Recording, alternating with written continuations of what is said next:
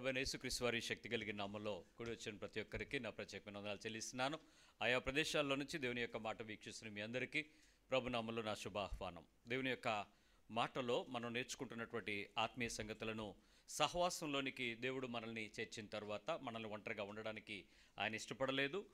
మనల్ని ఒంటరిగా ఉండనివ్వను అన్నటువంటి ఆయన వాగ్దానం మనల్ని చెయ్యి ఆయన మన చెవులలోనికి తన మాటను వినిపింపజేసి మన హృదయంలోనికి ఆ మాటను చేర్చి దాని విషయంలో ఒప్పింపజేసి అవును నేను ఈ విషయంలో దేవుని యొక్క మాటకు నేను సరిచేయబడాలి అన్నటువంటి కృత నిశ్చయితను బట్టి రక్షణ భాగ్యాన్ని మనకిచ్చి మనల్ని ఒంటరిగా చేయక సమూహంలోకి సమాజంలోనికి సంఘంలోనికి ఆయన మనల్ని చేర్చేశాడు.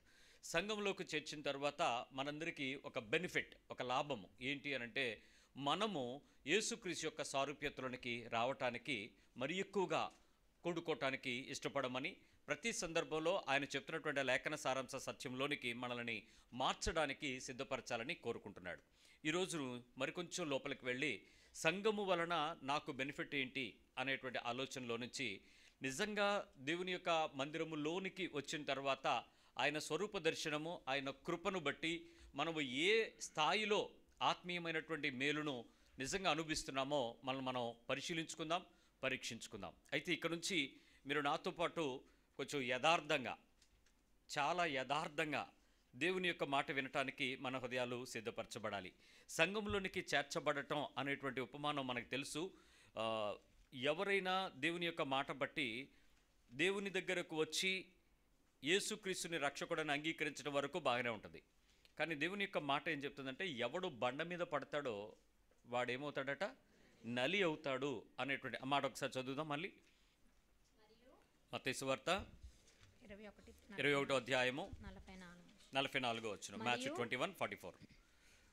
మరియు ఈ రాతి మీద పడువాడు తునకలైపోవును గాని అది ఎవని మీద పడునో వానిని నలిచేయును అనెను. నిజానికి రాతి మీద పడువాడు ముక్కలయ్యి మనసు మార్చుకుని రూపాంతరం చెందుతాడు.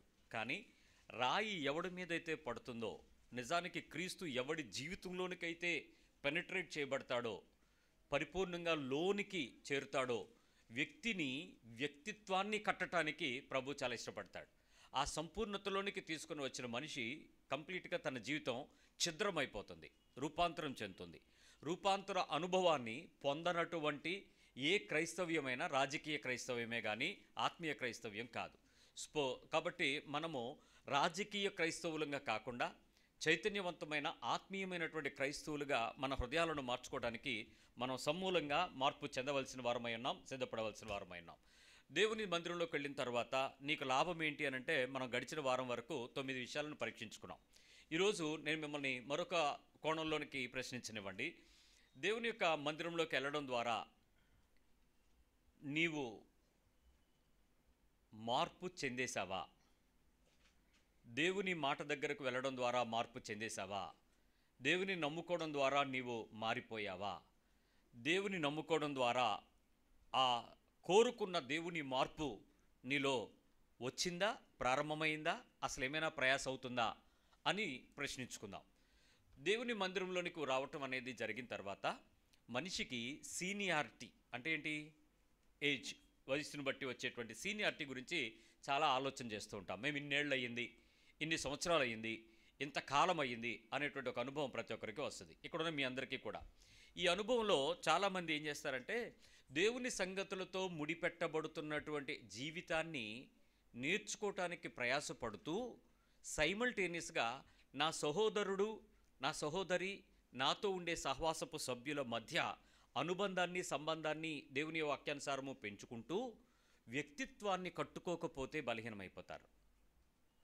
మీ సహవాసం బలంగా ఉండొచ్చు, కానీ మీ వ్యక్తిత్వంలో మార్పు చెందకుండా క్రీస్తు సారూప్యతలోనికి మనిషి మలచనివ్వని వాక్యము అబద్ధపు సంఘంలో ఉన్నట్టే. అంటే నువ్వు ఎంటర్టైన్మెంట్ ప్రోగ్రామ్స్కి వెళ్ళి వచ్చి ఆ కోసేపు భావోద్వేగానికి గురై భలే ఉంది అనేటట్లుగానే ఉంటుంది తప్ప నువ్వు భలే మారావు అని దేవుని చేత చెప్పబడే స్థాయికి నువ్వు మార్పు చెందకపోవటం. నన్ను ఒక ఆయన అడిగాడు, పాస్టర్ గారు మీరు 25 ఏళ్ళ నుంచి సర్వీస్ చేస్తున్నారు కదా, దేవుని మాట చెప్తున్నారు కదా, నిజంగా దేవుని యొక్క మార్పు మీలో ఎంతవరకు జరిగింది అని అడిగాడు. ఈ మెసేజ్లు వస్తున్నారు ఈ పరంపరలోనే, ఈ మెసేజ్ సిరీస్లోనే అడిగితే నేను ఆయనకు సమాధానం చెప్పడానికి నాకు ఒక 1 వీక్ టైం ఇవ్వండి, నేను చెప్తాను అన్నాను. ఎందుకంటే మనం ధైర్యంగా చెప్పగలిగిన మాట ఏంటంటే, ఏం నాలో మార్పు నీకేం కనపట్లేదా అని అడగచ్చు. కానీ ఆయన ఏదో తెలుసుకుందాం అనుకుంటున్నాడు. నాలో మార్పు ఆయన చూసుంటాడు, కానీ నా నోటి నుంచి విందాం అనుకుంటుంటాడు. నాలో మార్పు గురించి నా ప్రసంగాలు వినుంటాడు, నా అంతరంగంలో ఏముందో చూడాలనుకున్నాడేమో. నేను వెంటనే కూర్చొని ఇంటికెళ్ళి భోజనం చేసి అందరూ పడుకున్న తర్వాత లేచి కూర్చున్నాను. ప్రభువా, నా సహోదరుడి ప్రశ్నకు నేను కొన్ని మాటలు రాయాలనుకున్నాను. ఆ మాటలు యథార్థంగా నిజాయితీగా చెప్పాలనుకుంటున్నాను. నువ్వు నన్ను పరీక్షించు. ఆయాసకరమైన మార్గంలో నేను ఎక్కడ మార్పు చెందలేదో, ఏ స్థితిని బట్టి నీ వాక్యము నా లోపల కార్యకారియగు తన శక్తికి పనిచేయనివ్వలేకపోయానో, నేను ఆటంకంగా మారానో, నా యథార్థ స్థితి నాకు చూపించు అని అడిగారు. మీకు ఎప్పుడైనా ఇలాంటి ఎన్కౌంటర్స్ జరిగాయా? ఇలాంటి ఆలోచన దేవునితో ఎప్పుడైనా మీకు సంభవించిందా? ప్రభువా, నాకు ఆ కార్యం చేయడానికి ఆటంకం ఏంటని అడిగారా?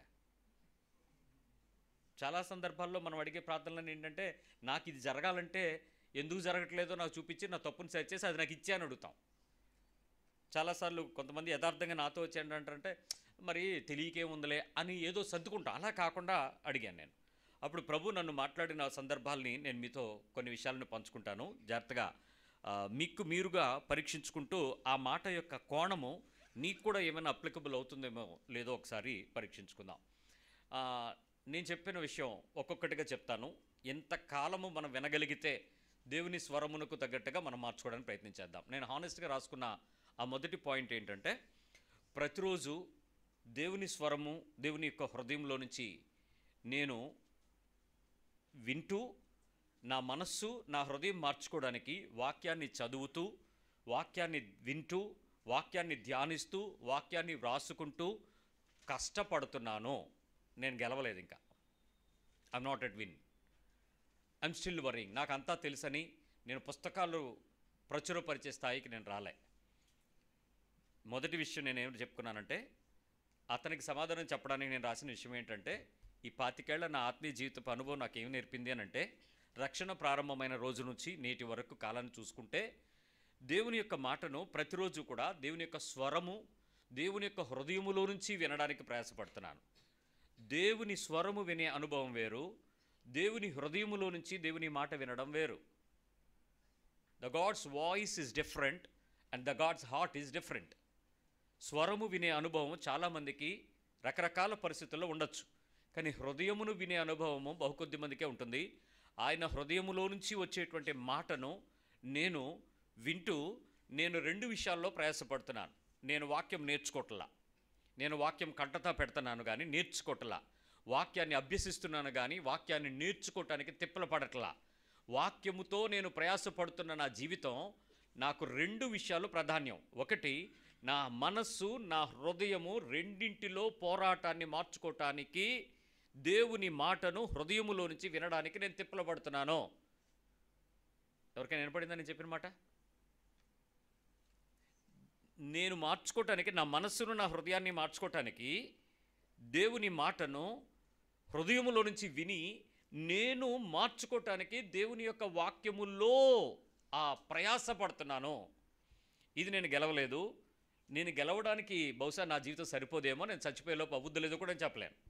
కానీ ఇది ప్రయాస చాలా గమ్మత్తుగా ఉంది, చాలా పర్ఫెక్ట్గా ఉంది. అది ఎలాగో మీకు వివరిస్తాను. మీరు కూడా ఆ స్థాయిలో ఉంటే నేర్చుకోవడానికి ప్రయత్నించేయండి. యోహాను సువార్త 1వ అధ్యాయము 1వ వచనం మనకు చెప్తుంది. జాన్ 1:1. ఆదియందు వాక్యముండెను, ఆదియందు వాక్యముండెను, వాక్యము దేవుని యొద్ద ఉండెను, వాక్యము దేవుని యొద్ద ఉండెను, వాక్యము దేవుడై ఉండెను. ఆ వాక్యమే ఏమై ఉండెను? దేవుడై ఉండెను. నిజం తెలుసా, నేను యేసు ప్రభు దగ్గరికి వచ్చేటప్పటికి నాకు ఆ వాక్యం తెలియదు. మీకు ఎంతమందికి తెలుసు? ఈ వచనం మీకు ఎంతమందికి తెలుసు? యేసుప్రభు నమ్ముకున్న వాళ్ళకి నిజం చెప్పనా, యేసుప్రభు నమ్ముకునేటప్పుడు మీకు ఈ విషయం తెలియదు. మీకేం తెలుసో తెలుసా? యేసుప్రభు ప్రార్థన చేస్తే జబ్బులు తగ్గిస్తాడు, అందుకు వచ్చారు. అప్పులు తీరుస్తాడు, పిల్లలు పుట్టిస్తాడు, ఇల్లు కొంటాము, పిల్లలు అమెరికా వెళ్తారు, వీసా వస్తుంది, ఆశ్చర్యం జరుగుద్ది, అద్భుతం జరుగుద్ది, విడుదల అవుద్ది, స్వస్థత వస్తుంది, బహుమానం దొరుకుద్ది. అందుకని దేవుడు వాక్యమై ఉండను అని చెప్పి మీరు యేసుప్రభు దగ్గరికి వచ్చినట్టు ఒక్కళ్ళు చూపించండి. నాకు సువార్త చెప్పిన వాళ్ళు కూడా చూపించండి ఎవరైనా. ఇలాంటి సువార్త మీరు ఎక్కడా వినలేదు, నాకు కూడా తెలీదు. నేను యేసుప్రభుని వేరే ఒక అవసరతలో రావాల్సి వచ్చింది.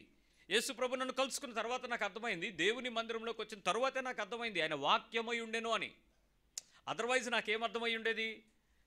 మా పేర్లు మా పితరుల యొక్క పరంపరలో హిందుత్వాన్ని ఆచరించడాన్ని బట్టి దేవుడు ఎవరై ఉండెను అంటే విగ్రహమూర్తి అయి ఉండెను, దేవత అయి ఉండెను, లేక ప్రకృతి అయి ఉండెను, లేక ఆకాశ నక్షత్ర మండలంలో ఉన్నటువంటి సమూహం అయి ఉండెను. అంతేగాని దేవుడు వాక్యం అయి ఉండెను, మాట అయి ఉండెను అనే విషయం నాకు ఎవరు చెప్పలా. మీకు కూడా చాలామందికి తెలియదు. మీకు ఎప్పుడు తెలిసింది ఆ విషయం తెలుసా? చర్చిలోకి వచ్చాక తెలిసింది. మందిరం అనగానే నేను ఫస్ట్ ఆర్సీఎం చర్చిలోకి వెళ్ళా.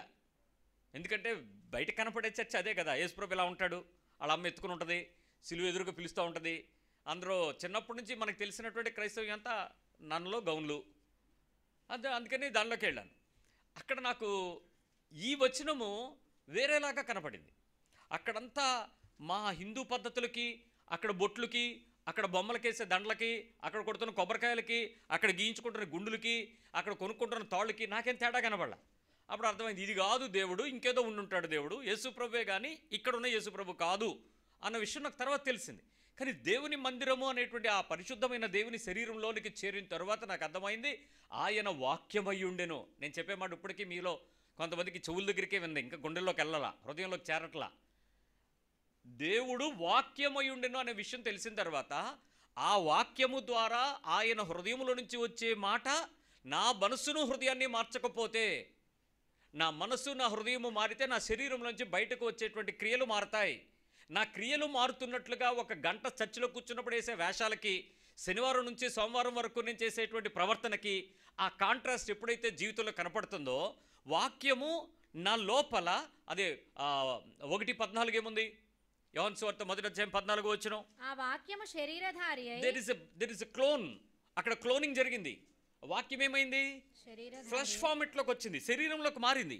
మీరు మీ కడుపులోని 3వ నెలలో నుంచి మీరు పిండమును ఎలా పెంచుకున్నారో మీ శరీరంలో దేవుని యొక్క వాక్యము ఆ రీతిగా డెవలప్ అయ్యింది, ఫ్లష్ అయింది, శరీరం ధరించుకుంది. వాక్యము శరీరమును రూపాన్ని తెచ్చుకుంది అని చెప్తున్నాడు. మీలో ఎక్కడైనా వాక్యము విన్న తర్వాత శరీరంలో పార్ట్ అయ్యింది అని అంటే ఒక చోట మీకు పార్ట్ అయింది. ఏంటో తెలుసా? విగ్రహారాధన మిమ్మల్ని దయచేసి ₹1,00,00,000 ఇస్తాను చెయ్యండి అన్న చెయ్యరు. ఇప్పుడు ఎందుకో తెలుసా? వాక్యము మిమ్మల్ని శరీరం ధరించుకున్న తర్వాత, శరీరంలో పార్ట్ అయిపోయిన తర్వాత విగ్రహానికి నేను వ్యతిరేకం అయిపోయాం. సో వాక్యం శరీరం ధరించుకుంది. మీకు వాక్యము శరీరం ఒక భాగంలో ధరించిందా, మొత్తం శరీరం ధరించిందా? నిజం చెప్పండి. మొత్తం శరీరం ధరిస్తే మొత్తం శరీరం అంతా వాక్యంలో కృపాసత్య సంపూర్ణుడిగా మారలేదే. అంటే ఏం జరిగింది? ఒక పార్ట్ జరిగింది, అంటే ఒక కణములో మార్పు జరిగింది. ఏక కణము ఆ శరీరం కాదే, బహుకణాలు కదా. మరి మిగిలిన కణాలతో దాని క్లోన్కి ఎందుకు ఒప్పుకోవట్లేదు బాడీ? కొన్ని చోట్ల మనం ఇబ్బందిపడుతున్నాం. సో దేవుని యొక్క మాట నా జీవితాన్ని ఎంత ధ్యేయంగా నేను తీసుకుంటే నా శరీరము లోపల మారడానికి, రూపాంతరంగా ఇన్వాల్వ్ అవ్వటానికి, లేక ఇన్కాలిక్యులేట్ అవ్వటానికి, ఒక పార్ట్ టేకింగ్గా తీసుకోవటానికి నా మైండ్ని నా హార్ట్ని మార్చగలగాలి. మీకు ఆ విషయం మీకు కొంచెం అర్థమయ్యేలా చెప్తాను. ఆదికాండము 15వ అధ్యాయం 1వ వచనం, జెన్సస్ 15:1.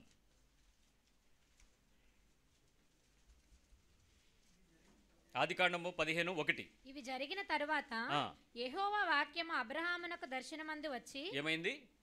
ఎవరు వచ్చారు? దేవుని వాక్యము అబ్రహాం దగ్గరికి ఏమొచ్చింది? మీకు ఆశ్చర్యకరమైన విషయం తెలుసా? దేవుని చేతులతో సృజించబడిన మొదటి మానవుడు ఎవరు? ఆదాము దగ్గరికి వాక్యం ఎందుకు రాలేదు? ఆదాముతో దేవుడు మాట్లాడినట్టుంది, ఆదాము దేవునితో మాట్లాడినట్టుంది. ఆదాము శాపం ఇచ్చినప్పుడు ఆ ప్రదేశంలో సర్పముతో మాట్లాడుతున్న సందర్భాల్లో ఆదాము అక్కడ ఉన్నట్టుంది. కానీ ఆదాముకు ఇది ప్రత్యక్షమైంది అనేటువంటి పదం ఎక్కడా రాలా. కానీ అబ్రహాము దగ్గరికి వచ్చేటప్పటికి after the 15th chapter you are listening the first sentence, ఆది యందు దేవుడు వాక్యమై ఉండెను. ఇప్పుడు ఆ వాక్యము అబ్రహామునకు దర్శనమందు వచ్చెను. అబ్రహాంకి ఏమైంది? అది నీకు వర్డ్ ఫార్మెట్ ఏమవుతుందంటే, ఒక వ్యక్తిని, సమూలమైన భౌతిక ప్రపంచాన్ని చూస్తున్న వ్యక్తిని ఆత్మీయమైన పితరులకు తండ్రిగా మార్చాలి అని అంటే ఆ వ్యక్తి దగ్గరకు దేవుడు డైరెక్ట్గా వచ్చి పనిచేసే పద్ధతి ఏంటి అని అంటే వాక్యమే. మళ్ళీ చెప్తున్నాను, సంఘములో చేరిన లక్షల కోట్ల మంది క్రైస్తవులు క్రైస్తవులు అనబడిన ముద్ర మాత్రమే వేసుకుంటారు తప్ప క్రీస్తు సంబంధులు అన్నటువంటి ముద్రలోనికి రూపాంతరం చెందలేకపోవడానికి కారణం ఫార్మెట్ ఆఫ్ వర్డ్. దేవుని వాక్యము ద్వారా ప్రత్యక్షమైనప్పుడు వచ్చేటువంటి మార్పు మరి ఏ ఇతర పద్ధతులతో నీ జీవితంలోకి వచ్చినప్పటికీ దేవుని మార్పు జరగదు. అద్భుత ఆశ్చర్య సూచక మహత్కార్యాలలో విడుదలలు జరిగించినటువంటి అనేక మంది యేసు ప్రభుని వెంబడించిన ప్రజలు యేసుతో పాటు ఆ చివరి వరకు నడవలేకపోయారు. కారణం ఏంటో తెలుసా?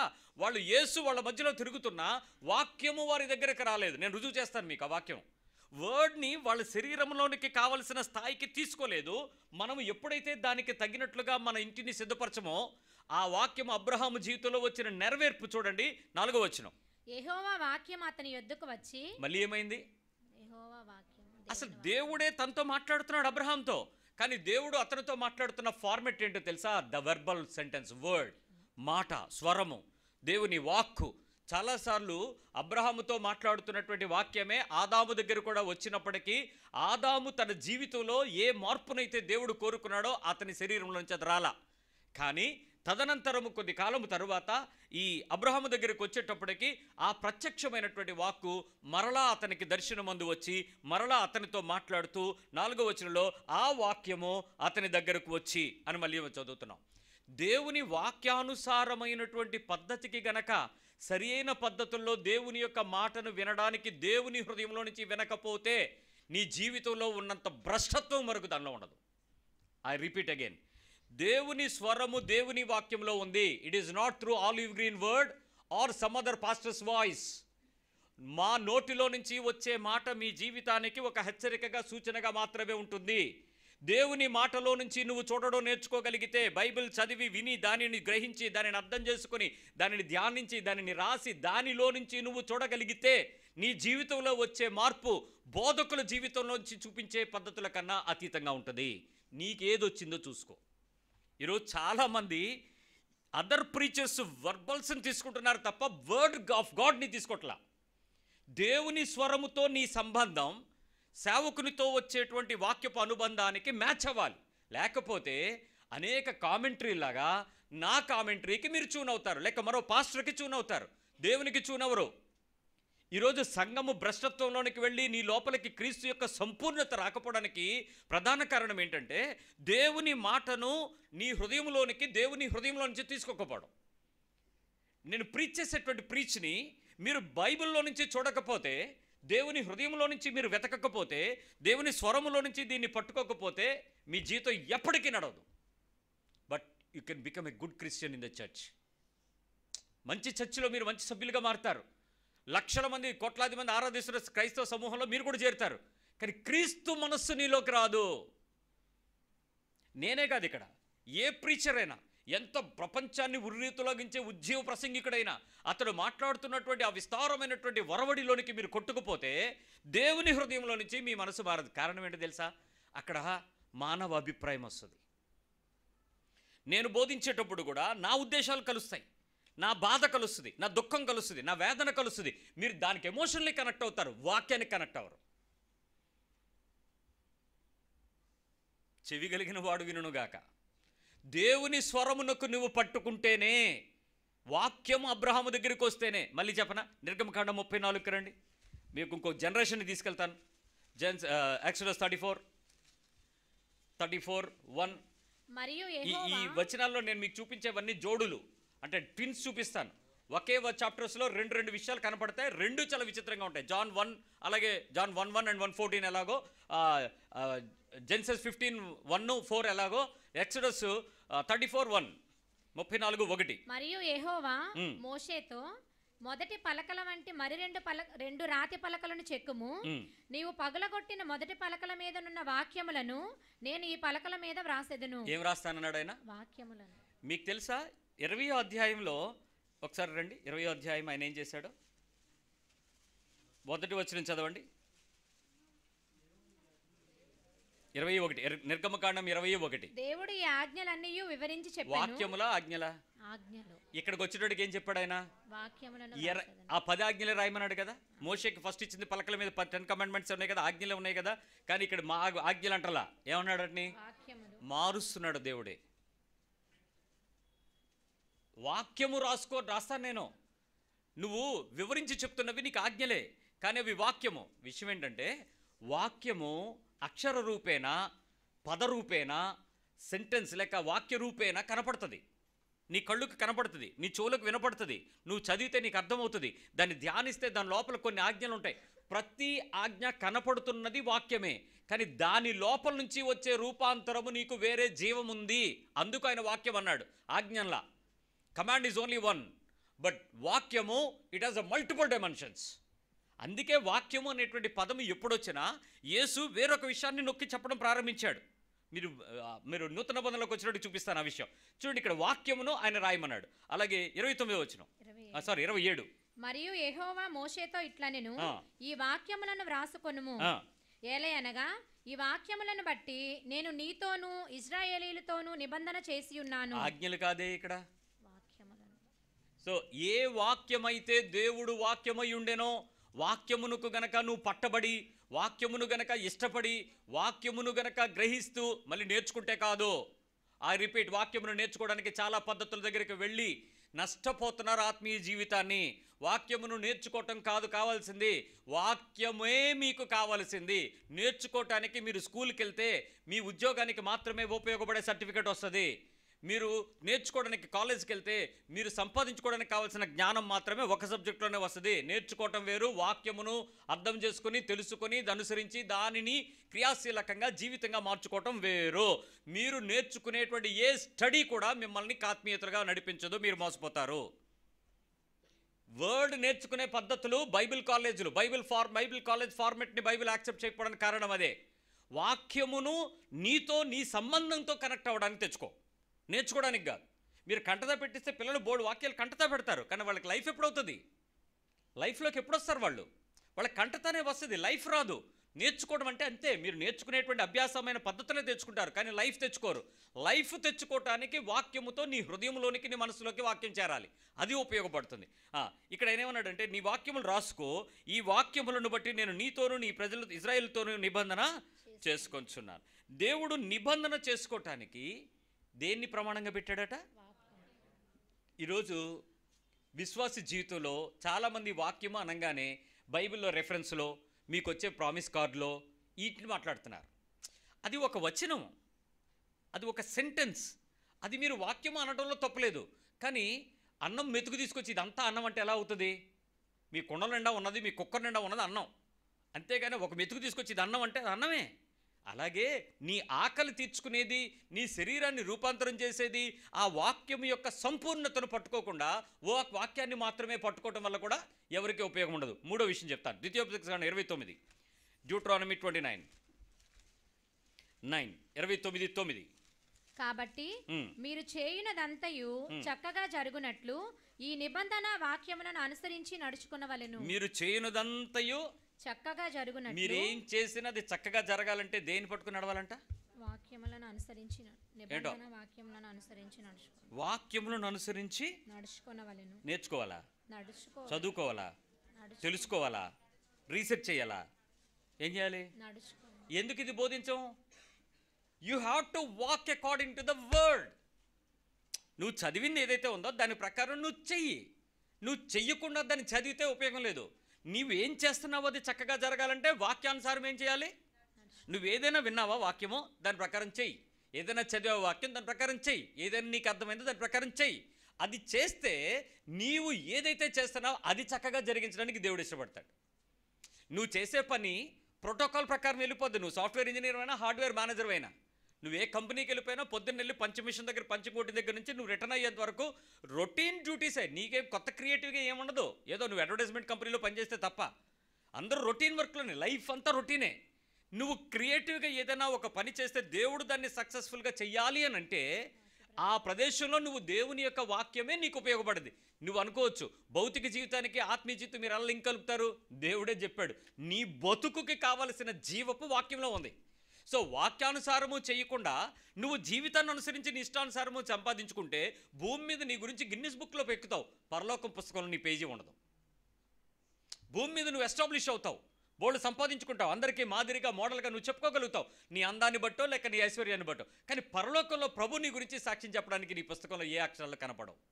వాక్యము ప్రకారము చెయ్యకుండా ఇష్టానుసారంగా చేసేటువంటి క్రియారూపకమైన జీవితాలు దేవుని వాక్యాన్ని మీకు ప్రమోట్ చేయనివ్వు, మీకు ఆ రూపాంతరము జరగనివ్వదని చెప్తున్నాడు. 31వ అధ్యాయం డ్యూటరానమీ 31, 31, 12. మీ దేవుడైన యెహోవాకు భయపడి ఈ ధర్మశాస్త్ర వాక్యములన్నిటినీ అనుసరించి నడుచుకొనున్నట్లు పురుషులేమి, స్త్రీలేమి, పిల్లలేమి, మీ పురములోనున్న పరదేశులేమి వాటిని విని నేర్చుకొనుటకై అందరినీ పోగు చేయవలెను. మీకు నిజం చెప్పనా, ఈ వచనం గురించి ఇంచుమించు బైబిల్లో చాలాసార్లు చదివాను, కానీ ఈ వచనము యొక్క ప్రాముఖ్యత సండే స్కూల్ పిల్లలని నేను చిల్డ్రన్ మినిస్ట్రీ స్టార్ట్ చేయడానికి నాకు ఆధారం ఇచ్చిన మాట ఈ మాట. నా దగ్గర ఏమీ లేని రోజు కూడా పిల్లల కోసం చాలా ప్రయాసపడి దేవుని మాట వాళ్ళకి నేర్పించాలి అని తిప్పలబడి నేర్చుకుని నేర్పించినటువంటి పరిచర్యకి కారణం. ఇక్కడ ఏముందో తెలుసా? ఎవరెవరిని పిలవాలంట? ధర్మశాస్త్ర వాక్యమును అన్నిటినీ అనుసరించి నేర్పించడానిక, అనుసరించి నడుచుకోవటానికి. అనుసరించి అసలు ఎక్కడైనా మీ చర్చిలో ఈ బోధన ఎక్కడైనా విన్నారా? దేవుని వాక్యం అనుసరించి నడుచుకోవడానికి సంఘంకి వెళ్తున్నామని ఎవరైనా చెప్పారా? వాక్యం వినడానికి వెళ్తున్నావా, చర్చిలో అనుసరించి నడుచుకోవడానికి వెళ్తున్నారా? సీనియర్స్ అందరూ చెప్పండి. 30-40 ఏళ్ల ముదుర్లు, క్రైస్తవ ముదుర్లు చర్చికి వెళ్ళింది మేము బతకడానికి, మేము నేర్చుకోవటానికి అని ఎవడైనా చెప్పాడా మీకు? అసలు ఏం చెప్పారు? మీరు చర్చికి ఎందుకు రమ్మని చెప్పారు? వాక్యానుసారం చేయడానికి. చర్చికి ఎందుకు రావట్లేదు అడిగిన పాస్టరు ఎందుకు రావాలో చెప్పడే, ఎందుకు రావాలని అడగండి. మేము ఎందుకు రావాలని అంట, రావాలంతే, చర్చికి రావాలంతే, రాకపోతే నేను మీ ఇంటికి వస్తానంతే. ఎందుకు వస్తాడు? కానుక్కు వస్తాడు, ఇంకెందుకు వస్తాడు? ఏమనంటే బలపరచొద్దా, వదిలేస్తామా, లెక్క చెప్పుకోవద్దా, కమ్యూన్ ఇవ్వాలంటే వాళ్ళ గురించి మేము చూసుకోవద్దా, మా దగ్గరికి వచ్చే వాళ్ళకి మందక మాదిరి లెక్క చెప్పమన్నాడు కదా. రూల్స్ బాగానే ఉన్నాయి, నడవడానికి నడక నేర్పకపోతే ఆ మనిషిని సంఘంలో చేర్చడం యొక్క ప్రాముఖ్యత ఏంటి? What is the fun for coming making into a church? చాలాసార్లు దేవుని యొక్క వాక్యమును అనుసరించి చేసే జీవితం ఎప్పుడైతే ప్రారంభమవుతుందో అప్పుడు చర్చ్ నుంచి బయటకు వెళ్ళిపోవాలనిపిస్తుంది. ఎందుకంటే కష్టంగా అనిపిస్తుంది, లైఫ్ బాధగా అనిపిస్తుంది, ఇంటి దగ్గర ఉండిపోదాం అనిపిస్తుంది. ఎందుకు గొడవ, అక్కడికి వెళ్తే నేర్చుకో, ఏదో చేయమంటాడు ఎందుకులే అనిపిస్తుంది. కానీ దేవుని వాక్యము సమాజంగా కూడుకోవడానికి యేసు ప్రభు ఎదుట సంఘము మొదట ప్రారంభించేటప్పుడు యేసు ప్రభు బోధిస్తున్నటువంటి పరిచర్యలో చర్చి ఫామ్ అవ్వలేకపోవడానికి కారణం కూడా యేసు ప్రభు కఠినంగా ఇలా బోధించడం వల్లే. మీరు చెప్తున్నారా బాబు, మీరు చెయ్యండిరా అన్నాడు. వాళ్ళకి ఒప్పుకోలే. అచ్చచ్చ ఇలాగే వచ్చేస్తాం, మేము శాస్త్రులు పరిచయాలు మాకు ఎలా చెప్పరు, మేము ఏమైనా తప్పు చేస్తే తీర్పులు, జడ్జిమెంట్లు, పనిష్మెంట్లు, డబ్బులు, ఆఫరింగ్స్ అక్కడితో తేలిపోదు, నువ్వెవడరా బాబు ఎలా చేయమంటావు అని చెప్పి యేసుప్రభుని ద్వేషించారు. ఇప్పుడు స్థానిక సంఘం అదే చేస్తుంది, యేసుప్రభుని ద్వేషిస్తుంది, చర్చిని ప్రేమిస్తుంది. యేసు వాక్యమై ఉన్నాడు, వాక్య ప్రకారము చెయ్యమంటాడు, వాక్యాన్ని వెంబడించమంటాడు, వాక్యం ప్రకారము బతకమంటాడు. ఇప్పుడు ఆ యేసుప్రభు మీకు వద్దు, చర్చి కావాలి. వాక్య ప్రకారం చేయటం నాకొద్దు, నేను చర్చికి మాత్రం సభ్యుడిగా ఉంటాను, నేను ట్రెజరర్గా ఉంటాను, ప్రెసిడెంట్గా ఉంటాను, యూత్ ప్రెసిడెంట్గా ఉంటాను, పాస్టర్గా ఉంటాను, అయితే రెవరెండ్ అనిపించుకుంటాను, బిషప్ అనిపించుకుంటాను. కానీ వాక్య ప్రకారం చేయటానికి ఐఎమ్ సారీ, నాకు ఆ యేసు ప్రభు వద్దు, నాకు యేసు ప్రభు తెలుసు. ఏ యేసు నీకు తెలుసు? ఆయన చెప్తున్నాడు వాక్య ప్రకారము చెయ్యటానికి ఎవరెవరిని పిలవమన్నాడు? పురుషులు, స్త్రీలు, పిల్లలు, పురములలో ఉన్న పరదేశులు వాటిని విని నేర్చుకున్నట్లు అందరినీ ఏం చేయాలట? అక్కడ ఎవరినైనా మనల్ని తీసుకురమ్మని చెప్తుంది వాక్యం. ఈరోజు చాలా చర్చిలో పురుషులు చాలా తక్కువ మంది ఉంటారు, ఎక్కువ మంది ఎవరుంటారు? బలహీనం అయిపోయింది, మేల్ వీక్ అయిపోయి పురుషులు ఫీమేల్ స్ట్రాంగ్ అయిపోయారు కదా. కార్డులన్నీ మీ పేరు మీద ఉంటున్నాయి కాబట్టి. మరి సంఘం ఏంటి? దేవుని మాట అందరినీ తీసుకురావాలి. ఒక స్త్రీ వస్తే పురుషుడు, ఎప్పుడైతే ఇద్దరు వస్తారో పిల్లలు, అప్పుడు కుటుంబం. నేనును నా ఇంటి వారము దేవుడైన యెహోవాను సేవించదము. మనిషి యొక్క ప్రతి జీవితం కూడా చాలా ఉపయోగకరమైనటువంటి పద్ధతిలోకి దాన్ని నడిపించడానికి దేవుడు ఇష్టపడతా ఉన్నాడు.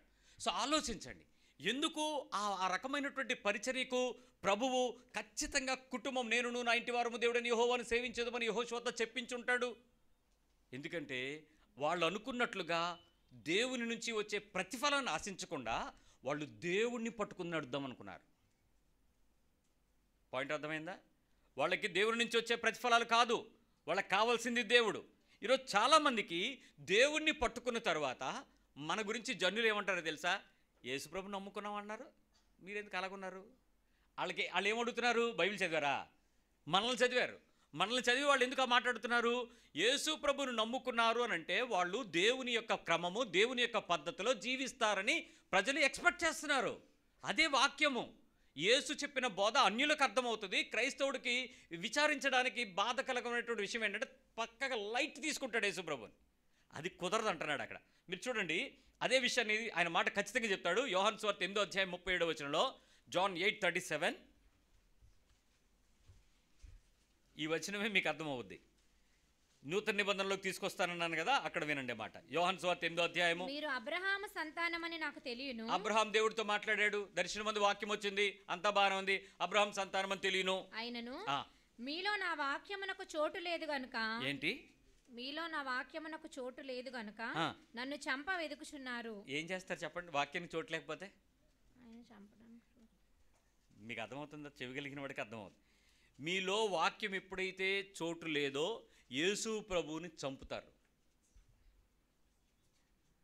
మీరు సంవత్సరాల వాక్యం వినండి, మీ ఇంట్లో ఒక వాక్యానికి వ్యతిరేకమైన క్రియ జరిగింది అనుకోండి, మీలో పాత ప్రాచీన పురుషుడు బయటకు తెగించాడు అనుకోండి, రెచ్చిపోయాడు అనుకోండి, అరిచాడు అనుకోండి, తిట్టాడు అనుకోండి, అసహ్యమైన ప్రవర్తన ప్రవర్తించాడు అనుకోండి, పాత ప్రాచీన పురుషుడు అంటే ఎవరు?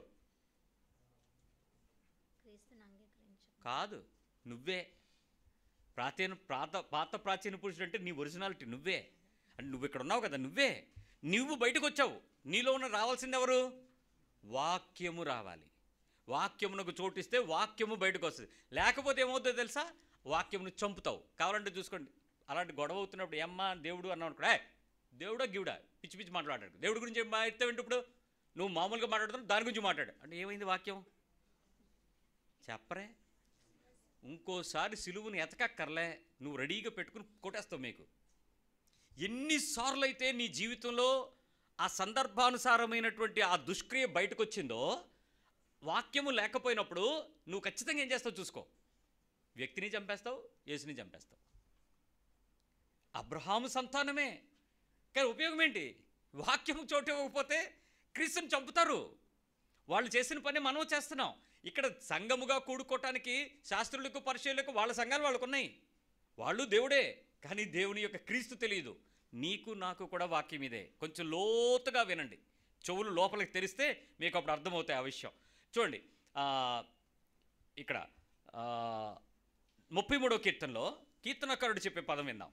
33:4 33:4 Psalm 33:4. యెహోవా వాక్యము యథార్థమైనది, ఆయన చేయునదంతయు నమ్మకమైనది. ఆయన వాక్యము ఏంటంట? యథార్థమైనది. ఇక్కడ విషయం ఏంటంటే, ఎన్ని వాక్యం గురించి ఎన్ని రెఫరెన్స్లైనా తీసుకోండి, దేవుని వాక్యం చాలా సుపీరియర్, చాలా బెస్ట్ అని చెప్పొద్దు మనకి. కానీ మనిషికి చాలా మంట పుట్టించేది ఏంటి చెప్పండి? వాక్యమే. మనం దాని ప్రకారం చేయకుండా ఉండేకి కారణం ఏంటి చెప్పండి? వాక్యమే. నొప్పి పుట్టించేది ఏంటి చెప్పండి? నేను అదే చెప్తున్నాను. ఆ వ్యక్తి నన్ను అడిగితే, అయ్యా 25 ఏళ్ళు నేను బోధకుడిగా ఉన్నా, సంఘాన్ని నడిపిస్తున్న నాయకుడిగా ఉన్నా, దేవుని యొక్క వాక్యము దేవుని హృదయములో నుంచి వినటం ప్రారంభమైన తర్వాత, మోస్ట్లీ ఒక 15 ఇయర్స్ అలా అయి ఉంటుంది నాకు ఆ అనుభవం వచ్చి. వాక్యము హృదయంలో నుంచి వినడం ప్రారంభించిన తర్వాత it got a big fight. నా హృదయానికి నా మైండ్కి మధ్యలో వస్తున్నటువంటి ఆ యుద్ధంలో ఎవ్రీ డే దేవుని యొక్క హృదయమును చూస్తూ నేను గెలవడానికి చేస్తున్న ప్రయత్నం ఇంతంత కాదు, గెలుపు రాట్లా. పాత శరీరం ప్రతిసారి ఆనందించరా రాజా అంటది. ఆత్మ ఏం చెప్తుందంటే, ఇదేనా నీకు తెలిసింది? యేసుప్రభా కాసేపు నువ్వు మాట్లాడకు అనాలనిపిస్తుంది. నువ్వు మాట్లాడకు, నువ్వు జోక్యం చేసుకోకు, నువ్వు మరీ ఎంటర్ అయిపోతే నా లైఫ్ మారిపోతుంది అనిపిస్తుంది. మీకు అనిపించలే? ఎప్పుడు అనిపించలే? కొన్ని పనులు మీకు చేసినప్పుడు యేసుప్రభు ఎంటర్ అవుతుంటే మీకు భయం అనిపించదా? యేసుప్రభు రా రా రా అంటావా, దో దో పో అంటావా? ఎవరు మాట్లాడరే? అసలు పట్టించుకోరా మీరు అవన్నీ? ఆదివారం అయిపోయి చెప్పులు వేసుకోగానే మారిపోతారా మీరు? పాతోళ్ళు అయిపోతారా? ఎందుకు ఆ సందర్భం వచ్చినప్పుడు ఆ వాక్యం దగ్గరికి వచ్చి లోపల మంట రాదు, నొప్పి రాదు? నేను చాలాసార్లు ఏమీ తినకపోయినా లైట్గా కొంచెం తిని హాయిగా నిద్రపోదాం అనుకుని దేవుని సన్నిధిలో ప్రార్థన చేసుకుని పడుకుందాం లేక కాసేపు అనుకున్నా, గ్యాస్ట్రిక్ నొప్పి లాంటి నొప్పి వస్తుంటుంది. అదేటో ఏమి నొప్పి విచిత్రంగా ఉంది అనిపిస్తే అప్పుడు అర్థమవుతూ ఉంటుంది. ఫైట్ ఏంటంటే, నా శరీరము నా మనస్సుతో చాలా ఇబ్బంది పడుతుంది, నా హృదయం నా మనసుతో అంగీకరించటం లేదు, నా శరీరంతో చాలా శోధన అవుతుంది. దేవుని మాటలు నాకు తెలుసు, కానీ అది వింటున్నాను, అది చేయటానికి ప్రయత్నం చేస్తుంటే నాకు నచ్చట్లేదు. నచ్చకపోగా నచ్చకపోగా సందర్భం దొరికినప్పుడల్లా యేసుప్రభుని చంపేయమంటుంది. దూరిపోకు, మరీ యేసులా మారిపోకు అంటుంది.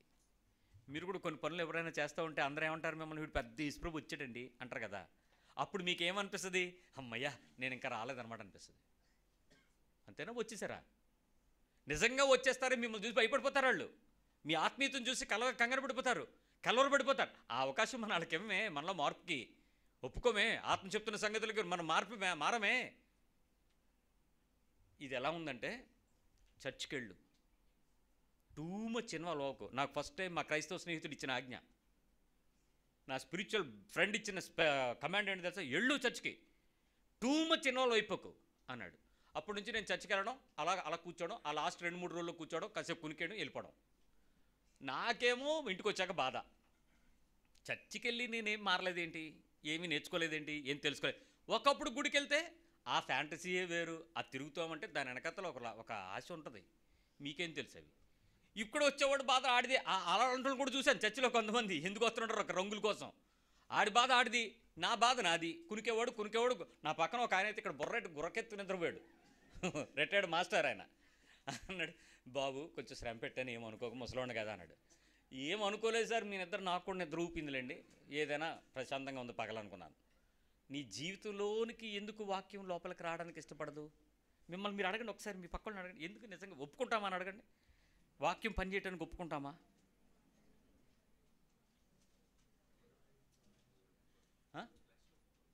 ఏంటి ఆ పోరాటం ఏంటి? ఎందుకు ఒప్పుకోదు? It's a serious question today. సిగ్గుపడలేము, ఒప్పుకోలేము, నవ్వలేము, ఏడవలేము. మార్పు కోరుకోవాలని తెలుస్తున్న దేవుని ఆత్మ చెప్తున్న సంగతి వినపడుతున్న చెవికి బాడీ ఒప్పుకోదు అన్న విషయం తెలుస్తున్న తర్వాత మార్పు చెందాల్సింది ఎవరర్రా? ఎవడో చెప్పాలా ఆ విషయం? నీకు తెలీదా? నీ సిచ్యువేషన్ నీకు తెలీదా? ఆత్మీయత ఏంటో తెలిసిన తర్వాత చెందాల్సిన మార్పు. నాకు బాధ ఏంటంటే, 1 సంవత్సరం నేను కొత్తగా వచ్చాను, నేను నేర్చుకుంటున్నానంటే చలేగా, ఇంకా బాప్తిజం తీసుకోలేదంటే చలేగా, నేను ఈ మధ్య వచ్చాను, ఈ చర్చి నాకు కొత్తగా ఉంది బోధ అంటే చలేగా. నేనే చర్చి ప్రారంభం కదా. ఇప్పుడు నా నొప్పి ఏంటో నాకు అర్థమవుతుందా? మీకు అర్థమైందా? నేనే ప్రారంభం, సంఘం నేనే ప్రారంభించుకున్నాను.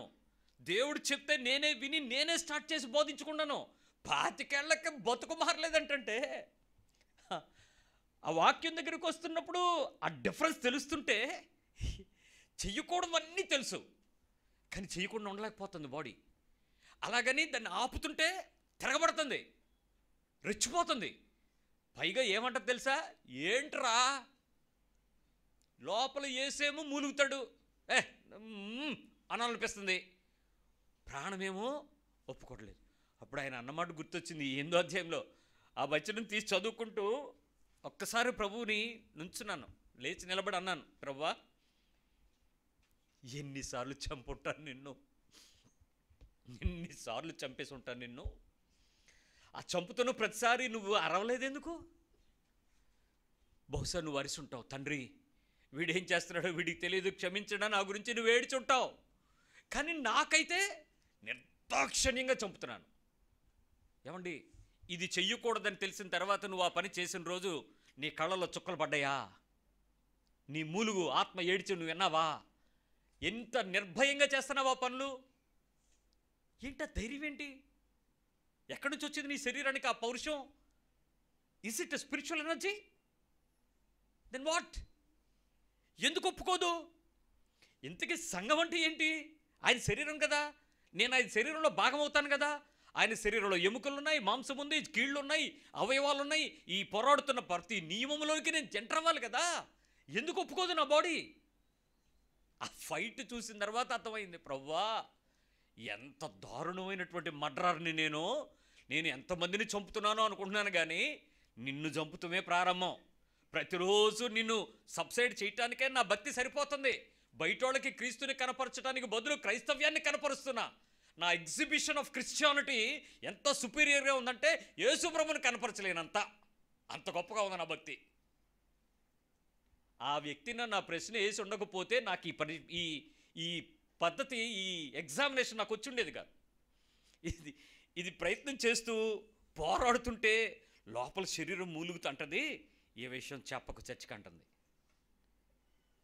నీకు అనవసరం, నువ్వు చెప్పాల్సిన సంగతులు ఇంకా చాలా ఉన్నాయిగా, నీకు చెప్పాను కదా, నీ నోట్స్లో రాశాను కదా, అవి చెప్పుకో, ఈ మాట్లాడొద్దు అంటున్నాడు.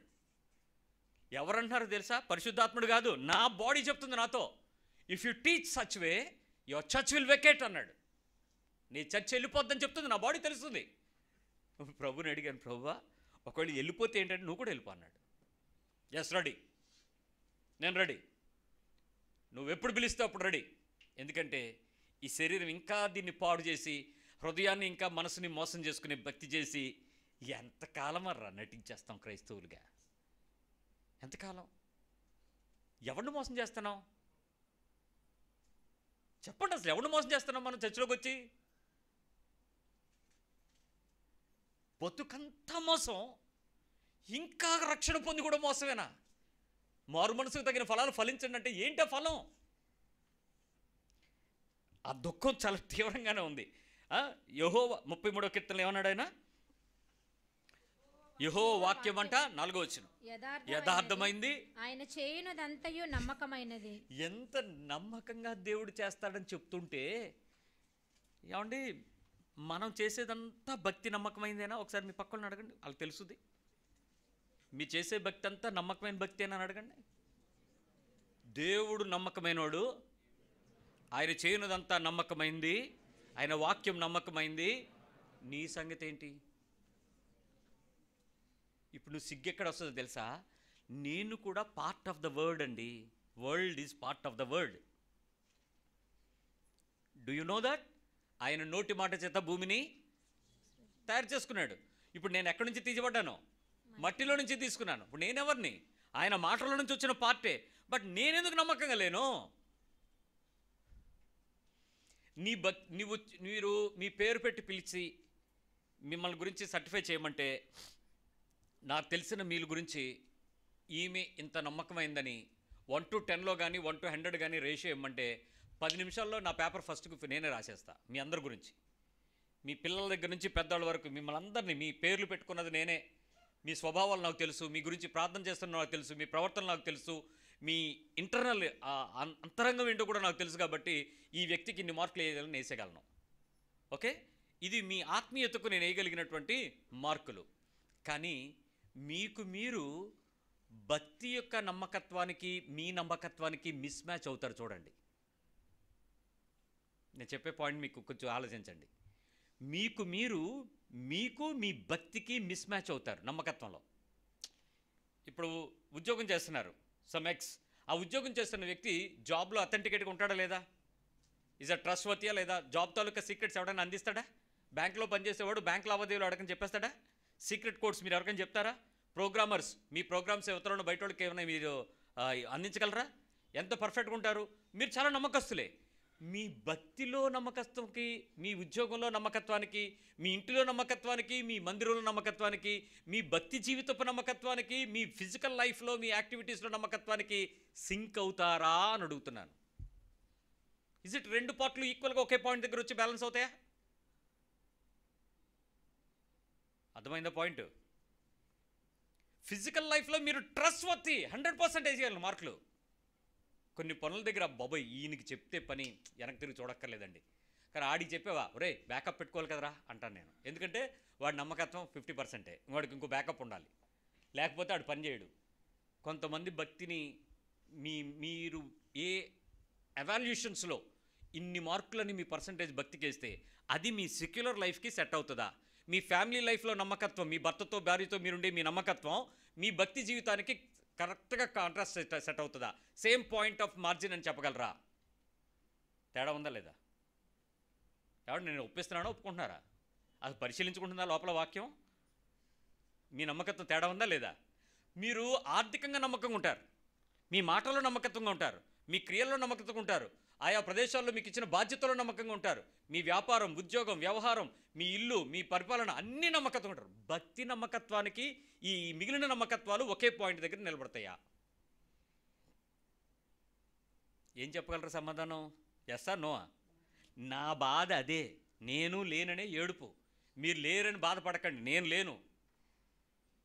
నా భక్తి జీవితపు వాల్యూస్ని నేను పరీక్షించుకుంటూ వెళ్తుంటే వాక్యము దగ్గరకు వచ్చేటప్పటికే నాకు తేడా కొడుతుంది. మిగిలిన వాటిలో నన్ను పర్ఫెక్ట్, నన్ను ఎవ్వడో పేరు పెట్టి మీరు చెప్పలేరు. ఇది తప్పు అని మీరెవరో నా మీద నిందారోపణ చేయలేరు. వాక్యం దగ్గర దొరికిపోతున్నాను. నా పెయిన్ అర్థమవుతుందా? మిగిలిన వాటిలో మీరు నన్ను రే నువ్వు డబ్బు దగ్గర ఇలా అన్నావు అని చేయలేవు, ఈ పాపం చేస్తున్నావు అని చూపించలేవు, ఈ తప్పు చేస్తున్నావు అని చెప్పలేవు. బహుశా నీకు తప్పు అయి ఉండొచ్చు, బట్ నా దృష్టిలో నాకు అది దేవుని వాక్యాన్ని బట్టి అయితే నాకు బయటకైతే కాదు, కానీ వాక్యం దగ్గరికి వచ్చేటప్పుడు మాత్రం తప్పే. ఎందుకంటే ఆ స్వచ్ఛమైన దేవుని పరిపూర్ణమైన ఆ పాల వంటి ఆ స్వచ్ఛమైనటువంటి ఆ పారదర్శకమైనటువంటి ఆ వాక్యం దగ్గరికి వచ్చేటప్పటికి నలిగిపోతున్నాను. అక్కడ ప్రాబ్లం అంతా ఏంటి అన్నది నేను ఫైండ్ అవుట్ చేశాను. అది ఏంటంటే నా హార్ట్కి నా మైండ్కి మధ్యలో గుద్దుకుంటుంది, చేంజ్ అవ్వనట్లా. హార్ట్ కొన్నిటి గొప్పేసుకుంటుంది. హార్ట్ వద్దురా ఇంక మానేద్దాం అనిపిస్తుంది. మనసు ఏమంటుంది తెలుసా? ఈ ఒక్కసారికి అంటుంది, ప్లీజ్ అంటుంది. మీకు ఎప్పుడైనా అనిపించిందా ప్లీజ్ అని? వినపడిందో లోపల? మీరు కొన్ని తప్పులు చేసేటప్పుడు మిమ్మల్ని మీరు ప్లీజ్ చేసుకుంటారు, ప్లీజ్ అని చెప్పి చేసేస్తారు. పిల్లలు కూడా కొన్నిసార్లు వాళ్ళు తప్పులు అడిగేటప్పుడు ఏమంటారు? Please mummy, mummy mummy please mummy, daddy please daddy అని మీ గడ్డం పట్టుకొని బొగ్గలు పట్టుకొని మూతి మీద మూతిట్టేస్తే ఏం చేస్తారు? సర్లే ఈ ఒక్కసారికి సరేనా? అదే శరీరం, అది నీ ఫ్లెష్ పొంగుతుంది. యేసు ప్రభు అక్కడ దేవుని చిత్తం వెతికాడు, నేను అక్కడ చేయలేకపోతున్నాను. అక్కడ నలుగుతుంది నా శరీరం. 119 కీర్తనలో 11 వచనం చెప్తుంది, నీ ఎదుట నేను పాపము చేయకుండానట్లు నా హృదయములో నీ వాక్యము ఉంచుకొని ఉన్నాను. సమస్య అదేనమ్మా. ఆ హార్ట్లోకే వెళ్ళనివ్వటం లేదు నేను. నా భయం అంతా అదే. సిగ్నళ్ళు బాగున్నాయి, పోస్టర్లు బాగున్నాయి, దాని తాలూకా ఏమంటారు దాన్ని, దా సిగ్నల్ తాలూకా ఆ కోడ్ బాగుంది, స్ట్రెంగ్త్ బాగుంది. కానీ ప్రాబ్లం ఏంటంటే అక్కడ నన్ను ఉంచట్లే. దాన్ని అది ఉంచితే పాపం చేయకుండా నేను ఉండగలను. అలాగని మీరు అనుకుంటున్న పెద్ద పెద్ద పాపాలు ఏం లేవు, కానీ దేవుని దృష్టిలో చూస్తే నా ఫిల్టరేషన్ దగ్గరిపోతుంది, నిలబడలేకపోతున్నాను. దేవుని యొక్క మాట ఎంత స్వచ్ఛంగా నన్ను కడగాలనుకుంటుందో, ఎంత ఇష్టంగా నా దగ్గరికి వచ్చిందో, ఎంత ఇంపార్టెంట్గా నా దగ్గరికి వాక్యం ఇవ్వడానికి దేవుడు ఆశపడి అనేక మంది లక్షల మంది చచ్చిపోతే, రక్తం కారిస్తే, ప్రాణాలు ఒడ్డితే, కుటుంబాలు పోగొట్టుకుంటే, చీల్చబడితే, తారులో పోసి కాల్చబడితే అది నా దగ్గరికి వస్తే దానిని నేను నిర్లక్ష్యం చేస్తున్నానంటే నాకు అర్థమవుతుంది ఎంత నా గొప్పతనం బయటకు పెడుతుందో. చూడండి, ఆ వాక్యం దగ్గర ఆ వాక్యమును పెట్టుకుంటేనంట, హృదయం లోపలికి తీసుకొస్తేనంట ఏం చేయడా మనిషి? పాపం చేయడం. మత్తయి సువార్త 13వ అధ్యాయము 23వ వచనం చెప్తుంది. మాథ్యూ 13:23, మంచి నేలను విత్తబడిన వాడు వాక్యము విని గ్రహిస్తాడు. అట్టివారు సఫలులై ఒకడు 100 అసలు స్టార్టింగే 100 టైమ్స్ స్టార్ట్ అయిపోతాడటండి. మంచి నేలను గనక పడిపోతే, నా లైఫ్లో నేను ఏడుస్తున్న ఏడుపు, నువ్వు ఏడుస్తున్న ఏడుపులు ఉన్నాయి చూసావా? మీకు ఎవరికైనా కమి లెస్ తక్కువ ఏమైనా ఉందా? ఇది లేదని ఉందా? Everybody short fall of something కదా. దేవుడి దగ్గరికి వస్తాం ఏంటంటే దేవుడు అదేదో ఇస్తాడనే కదా. మనం ఎంత దురాశపరులం అంటే అంత దురాశపరులమైనా దేవుడు మనల్ని ప్రేమిస్తున్నాడు, భరిస్తున్నాడు, ఏదో ఇస్తాడనే కదా వచ్చేసాం. దేవుని వాక్యమును విని గ్రహించి దాన్ని అవలంబించి ఓపికతో దాని యొక్క క్రియను ప్రారంభిస్తే ఏమొస్తుందట? చదువు 13:23. అట్టివారు సఫలులై ఒకడు 100 ఒకడు 60 ఒకడు 30 ఫలించును. ఇక్కడ 100 దగ్గరికి వెళ్ళి 60 దగ్గరికి వచ్చి 30. అసలు జీరో ఎక్కడనుందా? లేదు కదా. అంటే ఎంతో కొంత ఏముండాలి? ఉంటుందా లేదా? మీ పక్కలు చెప్పండి, కొద్ది ధైర్యం చెప్పుకోండి. కానీ నాలాగా మీరు ఆనందించకపోతే ఎలాగా? అట్లీస్ట్ 30% అయినా ఉంటుంది అని చెప్పండి. కానీ ఇప్పుడు 7 ఏంటంటే అది కూడా లేనందుకు ఏం జరిగి ఉండొద్దు? ఈ 30 ఎందుకు లేదో కూడా చెప్పేయగలను. ఎందుకో తెలుసా? హృదయములోనికి వాక్యము తీసుకురాము. ఆ వాక్యమును ఎందుకు పని చేస్తాము అనంటే 23వ వచనంలో దాన్ని చక్కగా చెప్పాడు.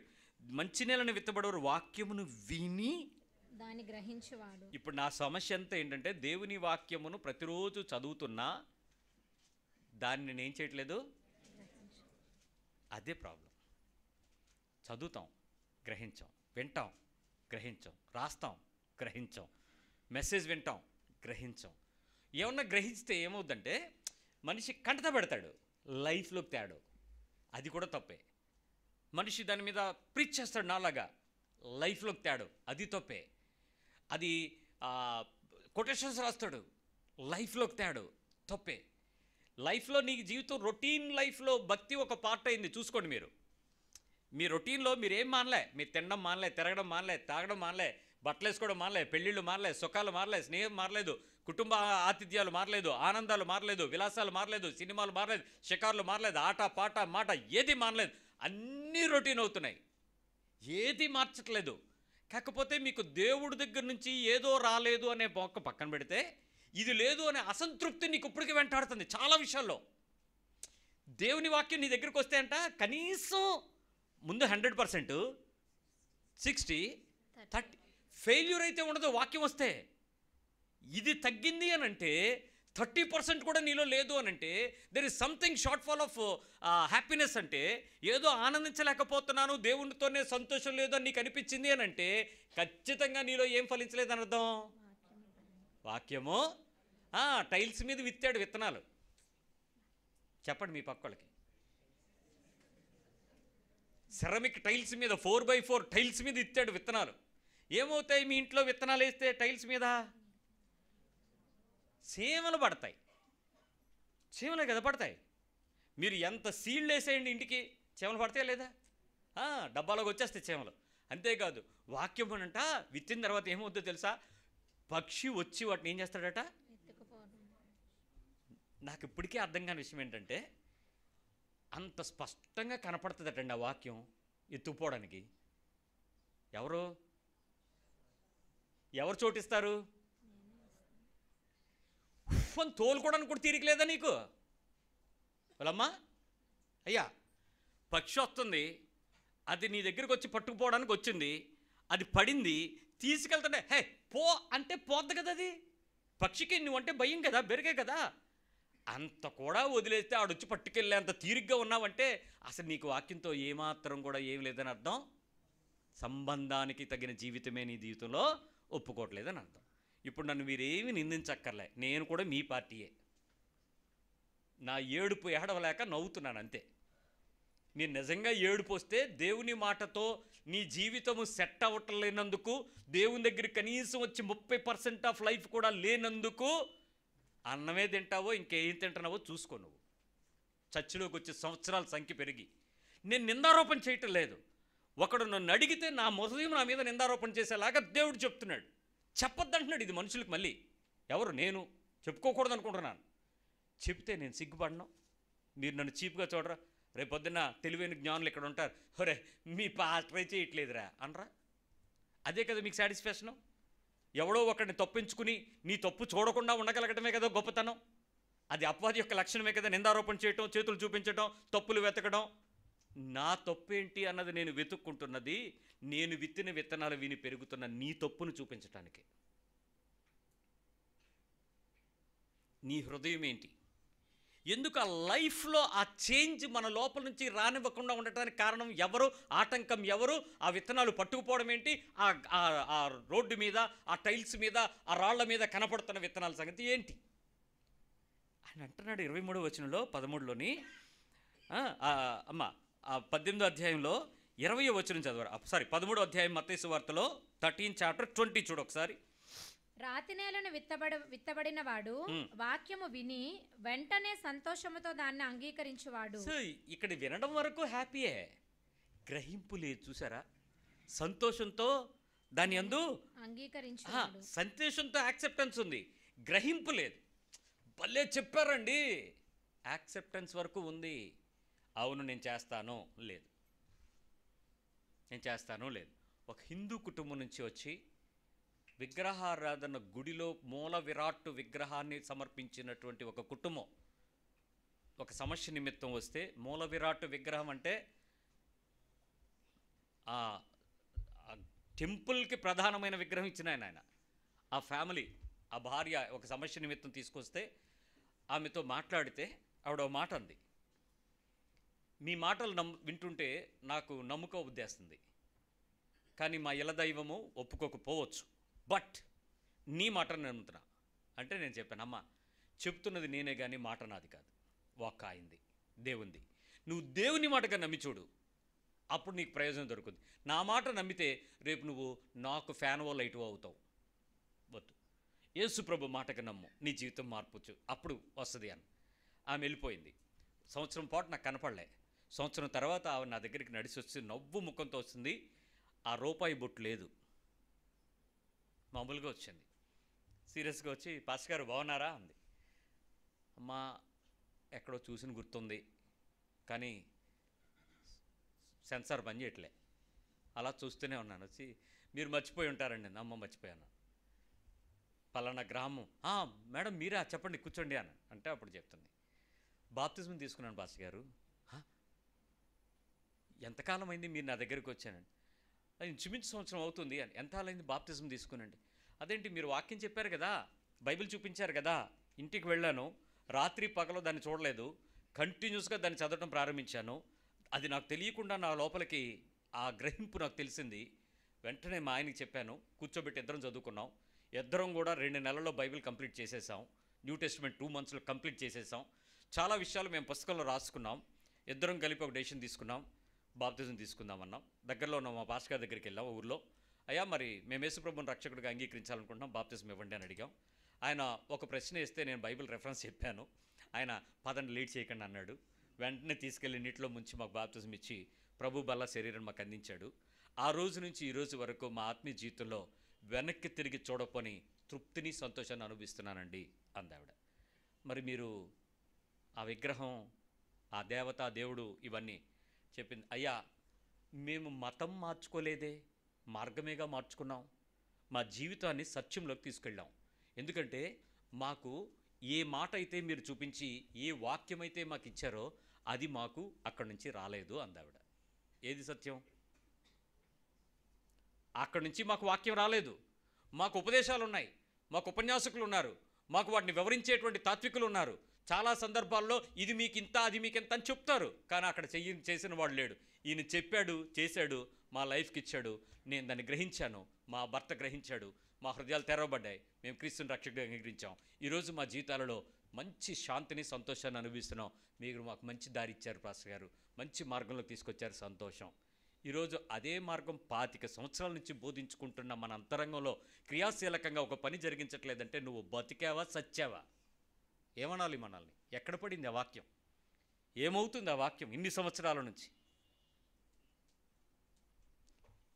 అదుపు తెలుసు, నీకు కంట్రోల్ తెలుసు, కానీ ఉండలేదే, ఆపలేకపోతున్నామే.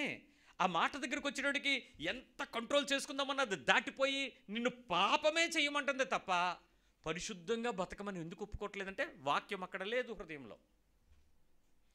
చిన్న సింపుల్ ప్రాక్టీస్.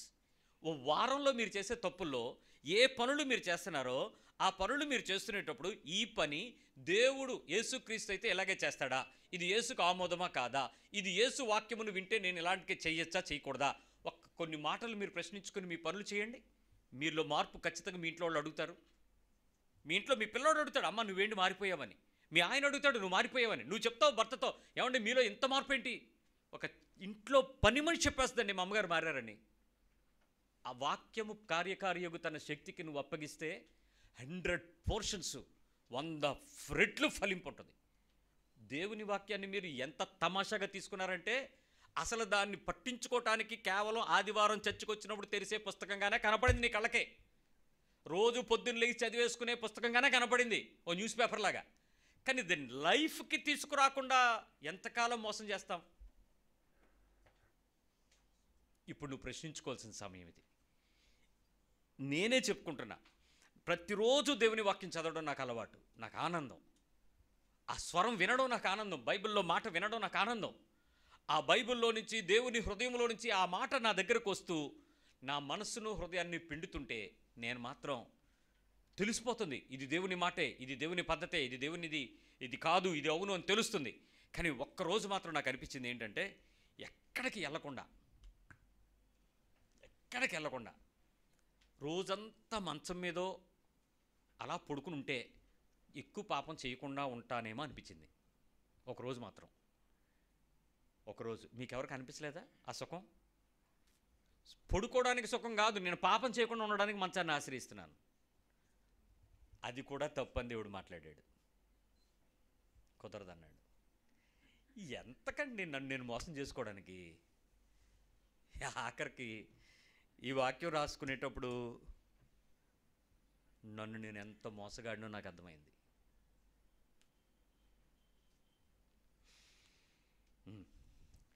అంటే నేనేదో ఎమోషనల్గా ఏడవడం కారణం కాదు.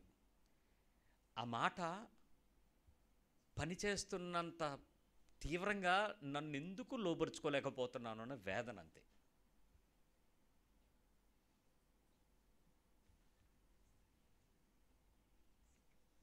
మీ హృదయంలోనికి ఆ వాక్యమైన శరీరము నీ దగ్గరికి వస్తుంది. ఇప్పుడు ఆ వాక్య నిబంధన అనిపించే నూతన నిబంధన రక్తము నీ దగ్గరికి వస్తుంది. అడుగు దేవుణ్ణి, అయ్యా ఇప్పటి వరకు నా మార్పు రాలేదని నాకు కూడా తెలుసు, ఇప్పుడు నేను మారతాను అని దేవునికి చెప్దాం.